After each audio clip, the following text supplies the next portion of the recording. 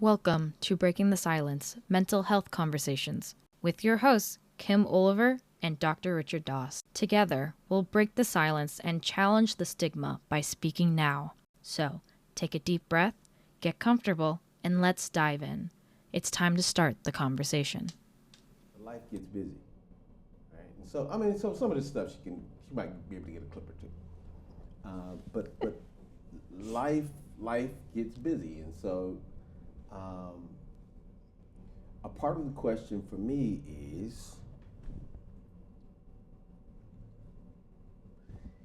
at my age, how do I make more money? And I guess at 75, I'll be asking the same question. How do I make more money? How much money is enough? How many jobs do I need to have? And this is just us talking. You know, how many jobs do I need to, how many jobs, if you have a family, how many jobs are too many jobs? If you're passionate, you know, so I've heard people say sometimes it's a gift to only have one talent, because you know what you're about to do, right? But when you are multi-talented, then the question becomes, so you have a beautiful voice and you play piano. Are you going to become a musician? You are a phenomenal speaker and a therapist. So are you going to speak across the country? Are you going to have a private practice? You're passionate about restoring old cars, and the number of cars is growing exponentially. At a minimum on an annual basis. And so, you know, I've been thinking recently, who am I? And then who can I be? But then here's the bigger question. Who do I want to be? That's the big one. That's the big one. And you started off the conversation about how do I make more money? And I think the money is incidental. It's what will you do with that money when you have it, because you're not stuffing your mattress with it. So is money really the goal, or is there something underneath all that money? When I think about my questions has never been how do I make more money? My question is how do I have a greater impact? Because that's what I want, is to be able to take the ideas that I teach and that I've developed and impact people's lives with that.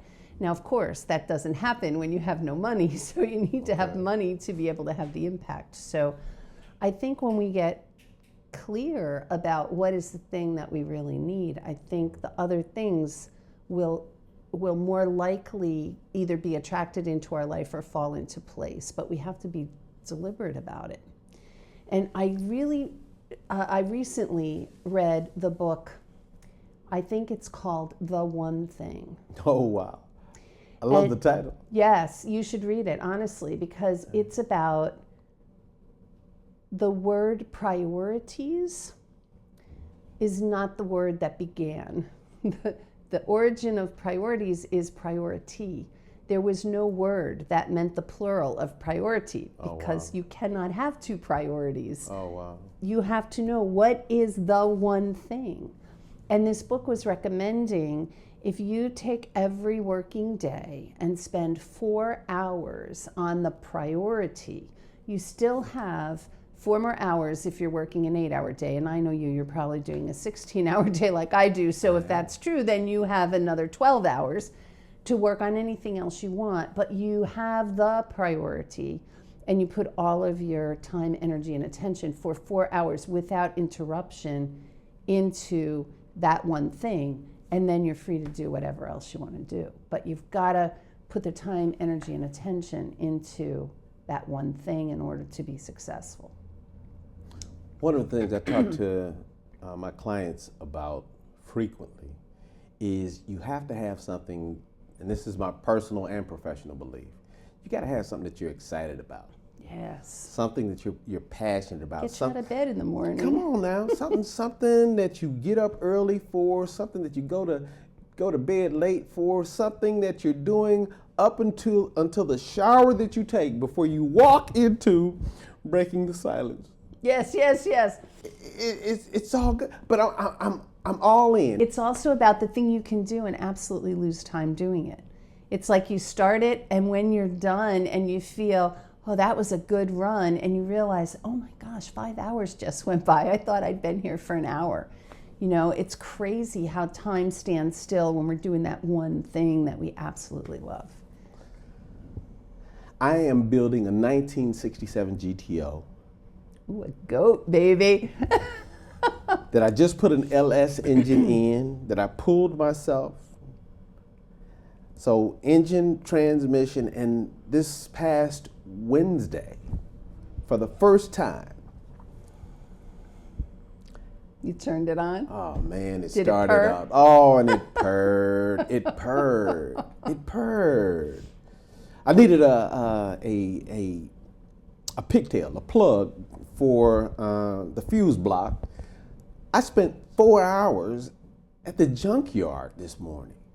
Right. So, if you guys ever see me and I'm not doing breaking the silence, mental health, I probably look homeless because I had grease all over me earlier today. I had a T-shirt with a hole in it, you know. But I was doing something that I really enjoyed. Now, so one of the things that I've found is that everybody doesn't know what their gift is. Everybody doesn't know what their calling is. Everybody doesn't know what they're passionate about. Everybody doesn't have something that they're excited about.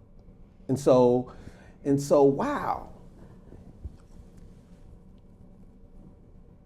As deep as I am into this thing called life, you know, the running joke is, you know, that when I die and people have something to say, there'll be 100 people who'll come up that'll have something different to say. Mm-hmm.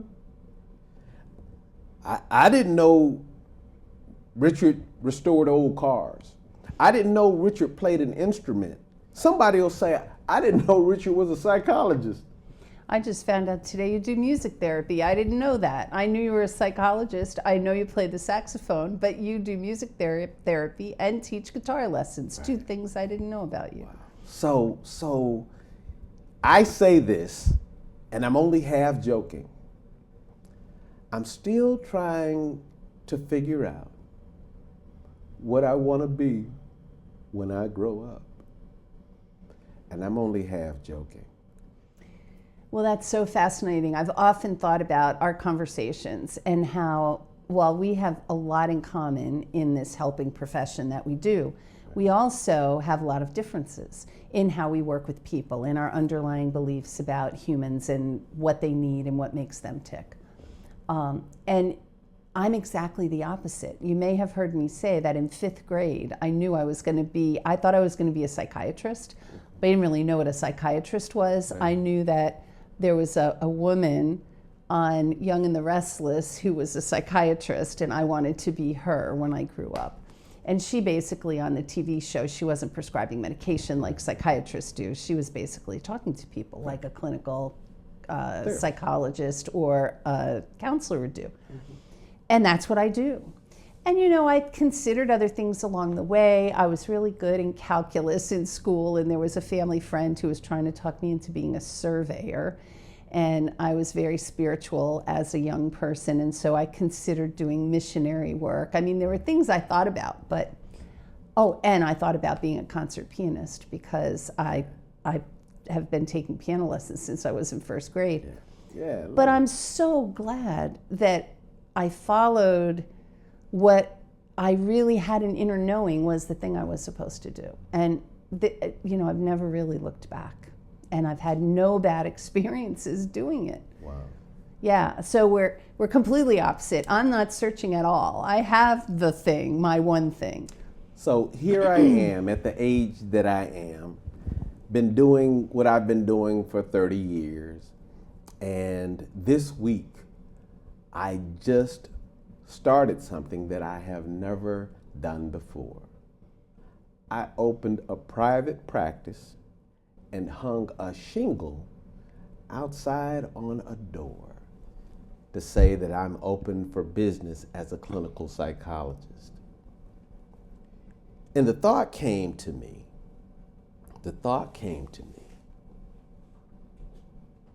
You know, there's a poem, what happens to a dream deferred? Mm-hmm.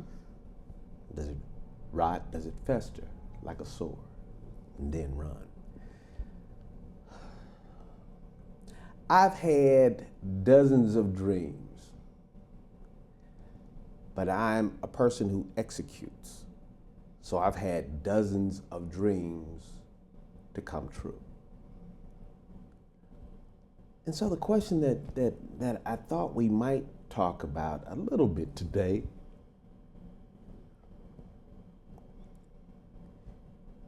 is, do we still dream? Do we still have hopes and aspirations? Do we still have stuff we want to do, places we want to go? Is there still some person that you want to become? One of the things that happens, I think, as we grow up is that the adults in our lives early on,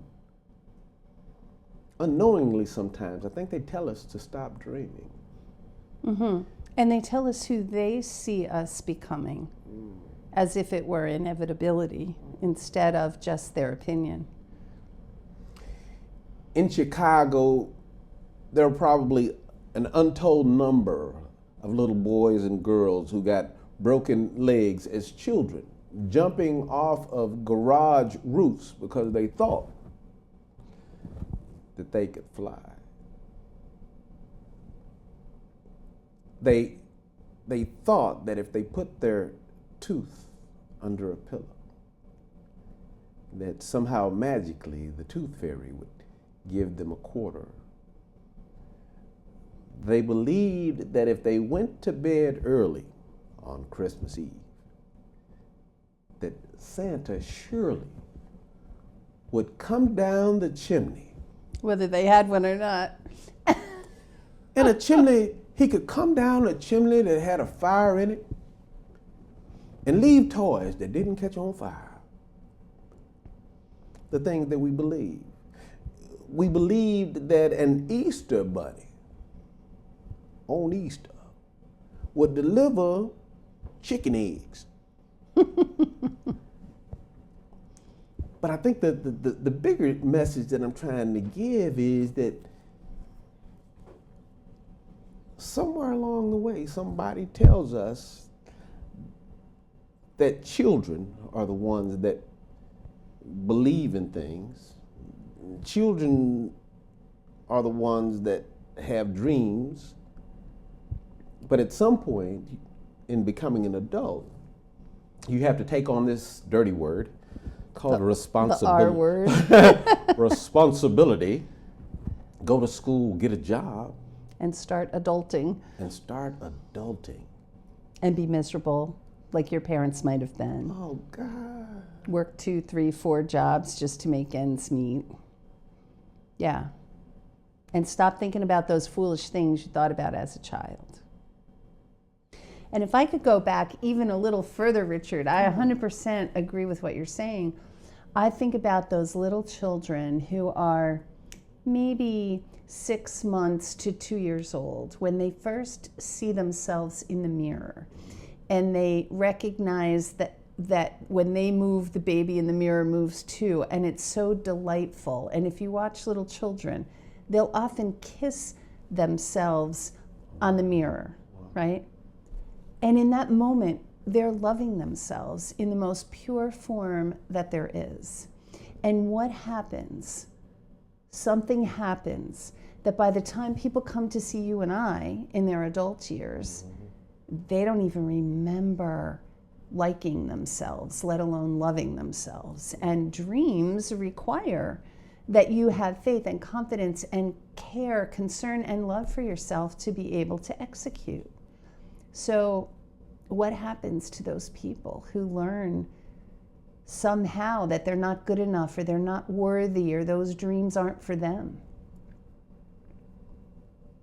Tell me that it's not too late to keep dreaming. I always say with breath in your body, it's never too late. Of course it's not too late. Of course it's not too late. My mother is going to be 86 years old. Now, congratulations. I know, I'm very fortunate. That's a blessing, right? Most people don't have their parents my age anymore, but I do still have both of my parents. And my mother, I don't know what her aspirations were. I believe that my mother probably was raised to get a husband. That was the error of, she went to college. She took a 2-year business degree. My father was an entrepreneur, so my mother supported him in his work. She was his office manager, bookkeeper, that kind of thing. But now that she is 85 years old, she needs a purpose. And she's found a purpose. Okay. And it makes all the difference in the world. So there's 2 big things that my mother does. One is she knits, and she'll knit baby blankets, washcloths, things that she can just give away to people, and she loves to do that. But the other thing that she does that I find fascinating, she has appointed herself the secondary mail person for her community. So there's some person that drives around in a car and throws the papers out at the end of people's driveway. But my mother lives in a retirement community, so a lot of these folks are not so ambulatory.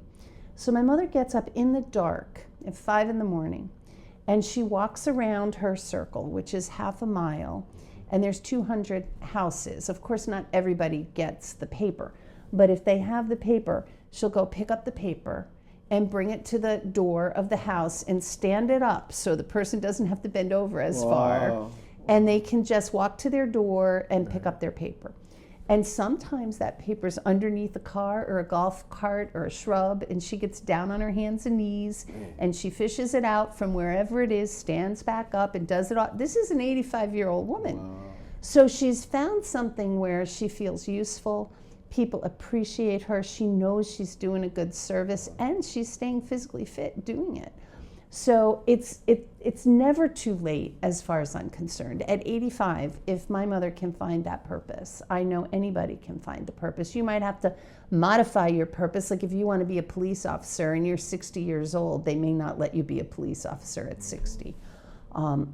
Same thing, I think, going into the military. I think they have some age requirements. So some of the dreams may have to be modified. You may have to find, okay, what could I do? I could be an EMT.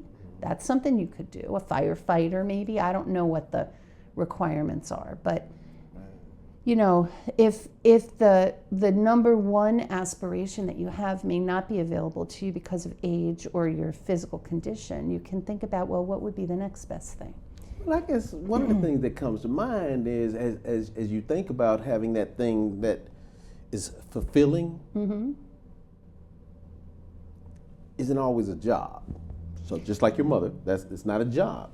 It's something that, because there are 2 big words that come to mind, Does your life have meaning? Do you have purpose? Do you have a reason for living? And I don't know if this is universal, but I know it's true for me. I think that when you are operating in your purpose, you're also serving a greater good. Like I say, if you sing like Celine Dion and all you do is sing in your car or your shower, you're not fulfilling your purpose. Oh, wow. You need to share what you do with the greater world. I met this woman who on the weekend bakes 60 pies, and she gives them away. It's not a job. Okay. 60 pies in a normal kitchen. She rolls out the dough on her counter. She has all of these pie containers, and she bakes the whole weekend. And then she gives them away to people. And that's a purpose, and she's serving other people, and it's a beautiful thing. You wake up in the morning and she looks forward to doing this, and she loves seeing other people be happy when she delivers their pie. So I think it's twofold. I think it needs to be something that lights your fire and something that serves others as well. You have been a blessing and a gift to me. And for us to be able to sit here and have you give to me give to you, and then for us to be able to share with other people, for me, that's amazing. And in this moment, I want to say thank you. Well, thank you. That's what you've done for me with this podcast, right? I mean, here we are, both of us operating in our passions, and we're sharing it with other people. So we get to have both sides of that, and I think that that's what makes it special. You were about to say something? Yeah, I don't remember what it was. So watch this. Here we go. What I heard from Kim today is that it's never too late. It's never too late to have meaning in life, to have purpose in life, to have a reason to get up in the morning.